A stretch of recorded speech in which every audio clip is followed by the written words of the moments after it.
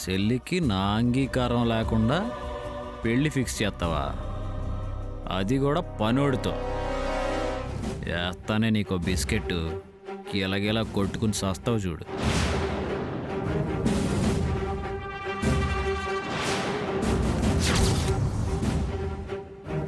ధరణి, నీతో కొంచెం మాట్లాడాలి. సారీ అండి, స్వాతి పెళ్లి విషయంలో మీకు చెప్పకుండానే నిర్ణయం తీసుకున్నాను. తీసేసుకున్నావు, మాట్లాడేశావు, అంతా అయిపోయింది కదా. ఇప్పుడు నేను వద్దన్నా ఆగుతావా? లేదుగా. అది కాదండి, జరిగిందేంటంటే నేను నాయుడుని కలిశాను.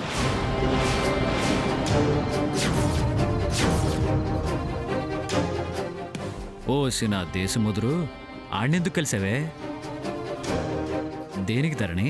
స్వాతి విషయంలో వాడు చేస్తున్న దానికి వార్నింగ్ ఇద్దామని వెళ్ళానండి. వాడు చాలా రెక్లెస్గా ఉన్నాడు. వాడు తప్ప స్వాతిని మరెవరూ పెళ్లి చేసుకోలేరు అన్నట్టు మాట్లాడాడు. బయట వాళ్ళంటే వాడికి భయపడి రావట్లేదు.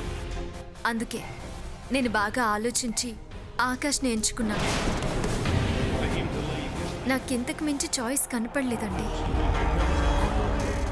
నిజం చెప్తున్నానండి, ఒక్క డబ్బు లేదన్న మాటే గాని ఆకాష్ చాలా మంచివాడు, గుణవంతుడు. స్వాతికి ఏ కష్టం రానివ్వడు. నాకు ఆకాష్ అంటే ఇష్టం లేక కాదరణి. సర్లే, అయిందేదో అయిపోయింది. ఎవరికి ఎక్కడ రాసి పెట్టుంటే అక్కడే జరుగుతుంది. మనం ఎంత గించుకున్నా విధిరాతం తప్పించగలవా? అలాగే చేద్దాం.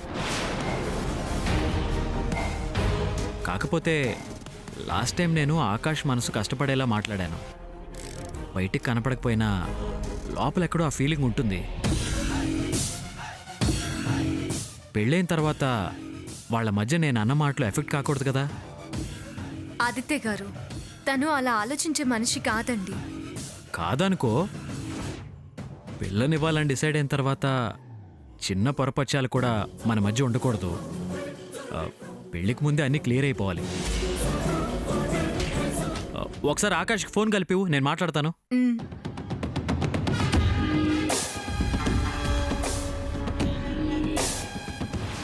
సినా జాంగిరి, ఇప్పుడు తింటావు చూడు మడత కాజా.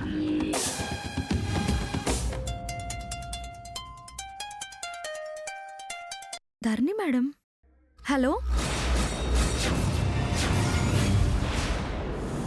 హలో, ధరణి మేడం. ఎవరు?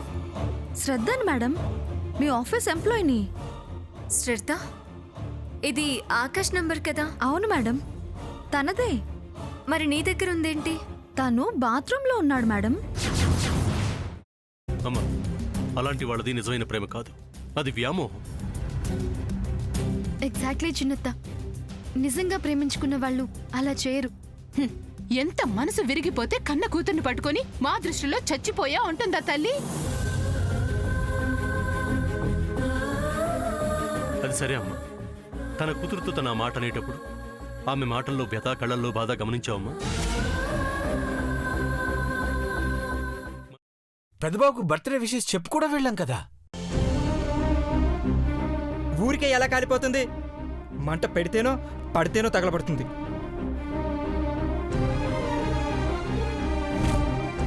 కరెక్ట్ చిన్నబాబు, నీకొచ్చినట్టే నాకు డౌట్ వచ్చింది. పార్వతే షర్టును తగలబెట్టిందనుకుంటా.